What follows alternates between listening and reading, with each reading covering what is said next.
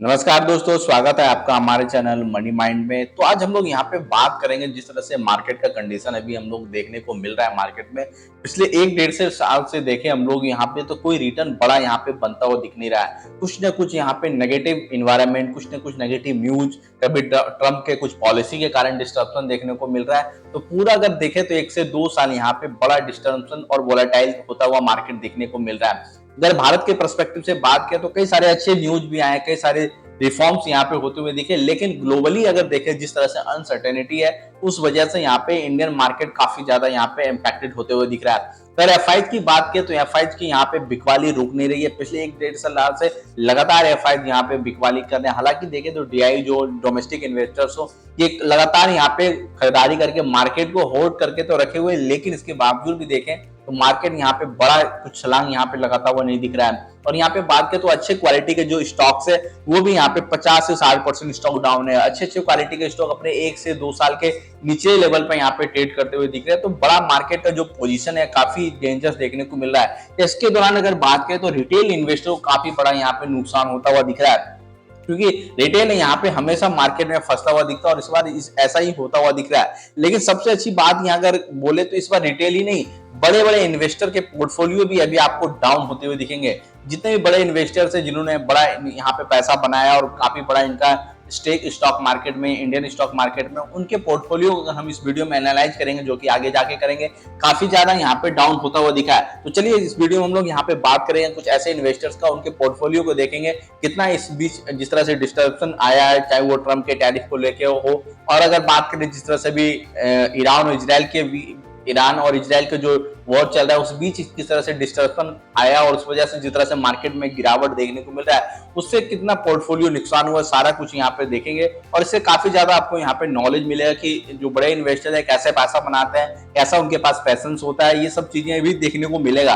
चलिए शुरुआत करते हैं वीडियो को। उससे पहले आपसे रिक्वेस्ट होगा प्लीज चैनल को सब्सक्राइब करें। काफी कम सब्सक्राइबर हमारे चैनल पे, इसलिए आपसे रिक्वेस्ट होगा चैनल को सब्सक्राइब करें, वीडियो को लाइक करें, ताकि स्टॉक मार्केट और फाइनेंस रिलेटेड स्टॉक में जेन्युइन इन्फॉर्मेशन आपको यहाँ पे मिलता रहे और इससे मुझे भी सपोर्ट यहाँ पे मिलता रहेगा। तो चलिए यहाँ पे बात करेंगे। यहाँ पे तो अगर बात करें तो हम लोग यहाँ पे 10 मार्च तक का यहाँ पे डेटा इसमें आया और ये मनी कंट्रोल के द्वारा रिपोर्ट निकाला गया है। अगर यहाँ पे बात करें तो इसमें हम देख सकते हैं दिसंबर में पोर्टफोलियो क्या स्थिति थी, सितंबर में क्या स्थिति थी, और पूरा अगर बात करें तो इस 2026 में अभी तक कितना रिटर्न यहाँ पे बनता हुआ दिखा है, इस कॉलम में आपको देखने को मिलेगा। और अगर बात करें यहाँ पे तो क्वार्टर ऑन क्वार्टर रिटर्न यहाँ पे कितना जनरेट होता हुआ दिखा है, इन सब चीजों के बारे में यहाँ पे हम लोग देखने को मिलेगा।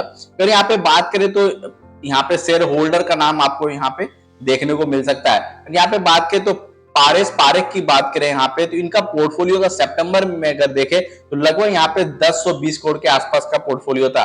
वहीं अगर दिसंबर में देखें तो यहाँ पे पोर्टफोलियो में अच्छा खासा यहाँ पे उछाल होता हुआ दिखा, लगभग 175 करोड़ के आसपास पोर्टफोलियो हो गया। लेकिन वहीं देखें तो अगर मार्च 10 तक यहाँ पे देखें तो जब से ये डिस्टर्बेंस शुरू हुआ वॉर वगैरह का, उसके बाद अगर देखें तो पोर्टफोलियो में लगातार यहाँ पे डिक्लाइन होता हुआ दिख रहा है और पोर्टफोलियो 939 करोड़ के आसपास आ चुका है। यानी कि अगर देखें तो इस मार्च के आसपास देखें तो लगभग यहाँ पे पोर्टफोलियो 20% यहाँ पे डाउन होता हुआ दिखा है। हेमंत कोठारी की बात करें तो 7,000 करोड़ का यहाँ पे पोर्टफोलियो था सितंबर के आसपास, जो कि यहाँ पे 6,000 करोड़ के आसपास हो गया।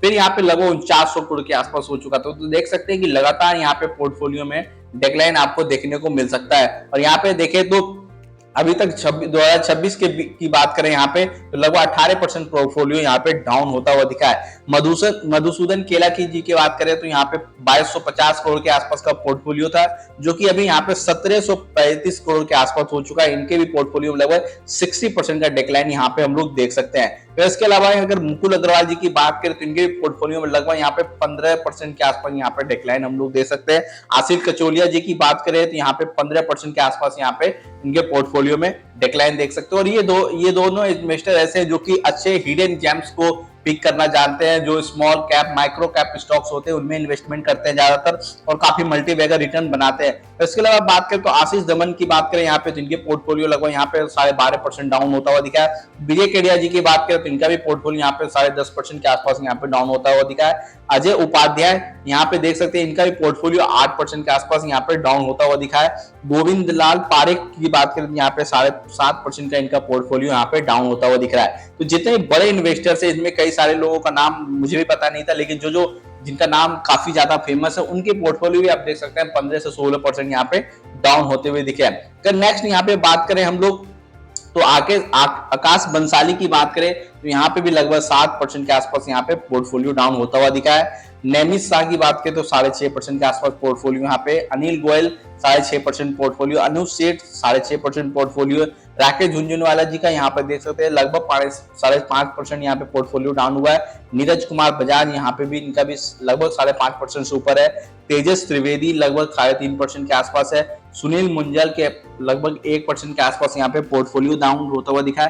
राधा कृष्ण दमानी जी की बात करें तो लगभग यहाँ पे 4.5% के आसपास पोर्टफोलियो यहाँ पे डाउन होता हुआ दिखा है। तो यहाँ अगर बात करें तो जितने बड़े इन्वेस्टर हैं वो अगर देखें तो पिछले 3-4 मंथ में उनका पोर्टफोलियो काफी हैवीली यहाँ पे डाउन होता हुआ दिखा है। और सबसे ज्यादा जब से ये वॉर, जब से चीजें इजराइल और ईरान का वॉर स्टार्ट हुआ है उसके बीच यहाँ पे देखें तो ड्रास्टिकली पोर्टफोलियो में डिक्लाइन देखने को मिल रहा है। तो ऐसा बात नहीं है कि यहाँ पे सिर्फ रिटेल इन्वेस्टर को यहाँ पे नुकसान हो रहा है, लेकिन रिटेल इन्वेस्टर के साथ दिक्कत क्या है कि पैसा कम होता है, वो ज्यादातर मार्जिन लेके ट्रेड करते हैं, तो उसमें ज्यादातर यहाँ पे फंसते हुए दिखते हैं। लेकिन ये बड़े इन्वेस्टर्स हैं, इनके पास ह्यूज अमाउंट में कैश अवेलेबल होता है। जब भी बड़ी गिरावट होती है तो ये यहाँ पे स्टॉक को बाय करने के लिए यहाँ पे खड़े रहते हैं और उन्हें मौका मिलता है अच्छे स्टॉक्स को पिक करने का जब इस तरह से गिरावट होती है। तो रिटेल इन्वेस्टर को यही आइडिया अपनाना चाहिए, कुछ ना कुछ अपने पास यहाँ पे कैश जरूर रखना चाहिए ऐसे सिचुएशन के लिए, ताकि जब भी आप स्टॉक में बड़ी गिरावट हो, मार्केट में बड़ी गिरावट हो, तो कुछ अच्छे क्वालिटी के स्टॉक यहाँ पे पिक कर सके।